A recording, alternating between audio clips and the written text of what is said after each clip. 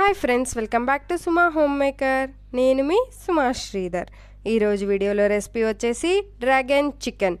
Restaurant పార్టీల్లో స్టార్టర్గా పెట్టే ఈ డ్రాగన్ చికెన్ని మనం ఇప్పుడు సింపుల్ అండ్ టేస్టీగా, క్రంచీగా, స్పైసీగా ఇంట్లో ఉన్న మసాలాలతోనే, సాసెస్తోనే సింపుల్గా అయితే తయారు చేసుకుందామండి. చిన్న చిన్న టిప్స్ పాటిస్తూ ఈ డ్రాగన్ చికెన్ అయితే ఇప్పుడు మనం తయారు చేసుకుందాము. వీడియోని స్కిప్ చేయకుండా ఎండ్ వరకు చూసి నచ్చితే లైక్ చేసి సబ్స్క్రైబ్ చేసుకోండి. మరిన్ని వీడియోస్ కోసం సుమా హోమ్ మేకర్ ఛానల్ని సబ్స్క్రైబ్ చేసుకొని బెల్ బటన్ని ఆన్లో ఉంచుకుంటే నేను పెట్టే ప్రతి వీడియో నోటిఫికేషన్ ద్వారా మీ వరకు వస్తుంది. లేట్ చేయకుండా ప్రాసెస్లోకి అయితే వెళ్ళిపోదాం. మార్కెట్ నుంచి ఈ విధంగా 2 చెస్ట్ పార్ట్లను అయితే తీసుకొచ్చామండి. ఇలా చెస్ట్ పార్టే తీసుకోవాలి, ఎముకలు ఏమీ ఉండకూడదు, ఓన్లీ కండ పార్టే ఉండాలి.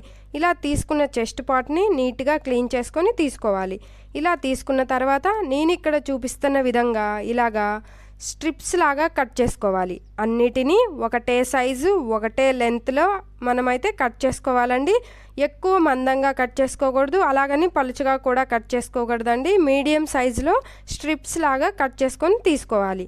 ఒక బౌల్లోకి వాటర్ తీసుకొని వాటర్లోకి 1 టేబుల్ స్పూన్ సాల్ట్ని అయితే యాడ్ చేసుకొని మనం ముందుగా కట్ చేసి పెట్టుకున్న చికెన్ స్ట్రిప్స్ మొత్తాన్ని ఉప్పు నీటిలోకి వేసుకొని ½ అన్ అవర్ కానీ 1 అవర్ కానీ నానబెట్టుకోవాలి.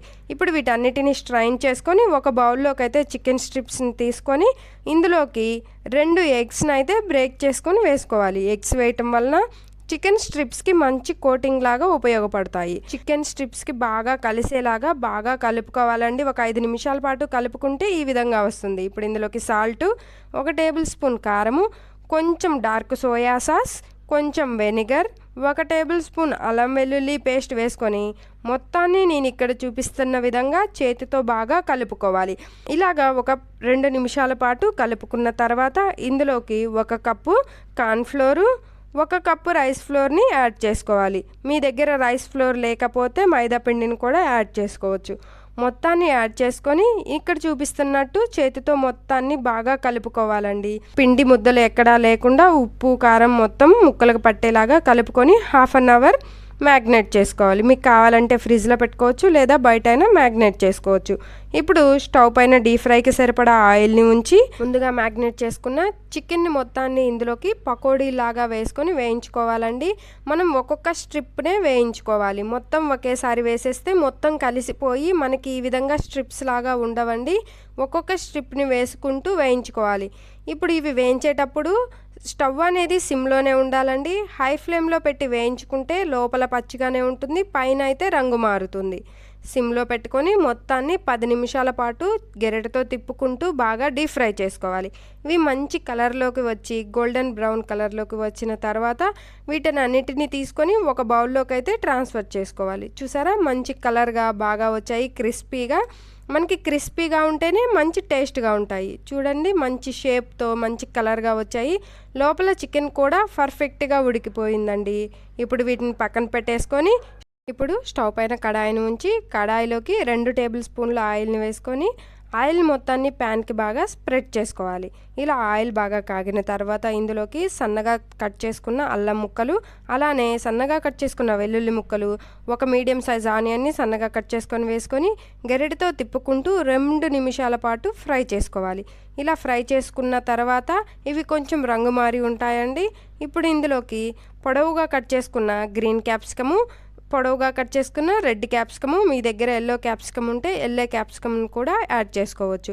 వేసుకొని 1 tablespoon salt, 1 tablespoon మిరియాల పొడి, 1 tablespoon soya sauce, 1 tablespoon vinegar, tomato ketchup, red chilli sauce వేసుకొని మొత్తాన్ని ఈ విధంగా గెరెటతో 1 నిమిషం పాటు ఫ్రై చేసుకోవాలి. ఇలా ఫ్రై చేసుకుంటూ ఇందులోకి కొంచెం వాటర్ని యాడ్ చేసుకొని 1 నిమిషం పాటు ఫ్రై చేసుకుంటే ఇలా దగ్గరగా చిక్కగా అయి ఉంటుందండి ఈ గ్రేవీ. ఇప్పుడు ఈ గ్రేవీలోకి మనం ముందుగా ఫ్రై చేసుకున్న చికెన్ పీసెస్ మొత్తాన్ని వేసుకొని 1 నిమిషం పాటు ఫ్రై చేసుకోవాలి. స్టవ్ని హై ఫ్లేమ్లోనే ఉంచి బాగా టాస్ చేసుకుంటూ ఫ్రై చేసుకోవాలండి. ఈ సాసెస్ అనేవి పైన కోటింగ్ లాగా ఉంటేనే మంచి టేస్టీగా ఉంటాయి. మరీ డ్రై అయ్యేంత వరకు ఫ్రై చేసుకోకూడదండి. సాసెస్ పైన ఇలాగా సాసీగా ఉంటేనే టేస్టీగా ఉంటుంది. ఇప్పుడు 1 కప్పు కొత్తిమీరని వేసుకొని ఇంకొక నిమిషం పాటు ఫ్రై చేసుకొని స్టవ్ ఆఫ్ చేసుకొని 1 కప్పు నువ్వుల్ని పైన గార్నిష్ లాగా చల్లుకుంటే వేడి వేడిగా డ్రాగన్ చికెన్ రెడీ.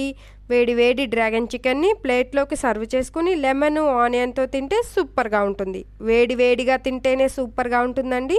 చల్లారిన తర్వాత తింటే అంత టేస్టీగా ఉండదు. ఇప్పుడు ఇది పిల్లలకి పెట్టేసేయండి, ప్లేట్ మొత్తం ఖాళీ చేస్తారు. వేడి వేడి డ్రాగన్ చికెన్ రెడీ. మా వీడియో కనుక నచ్చితే ప్లీజ్ సబ్స్క్రైబ్.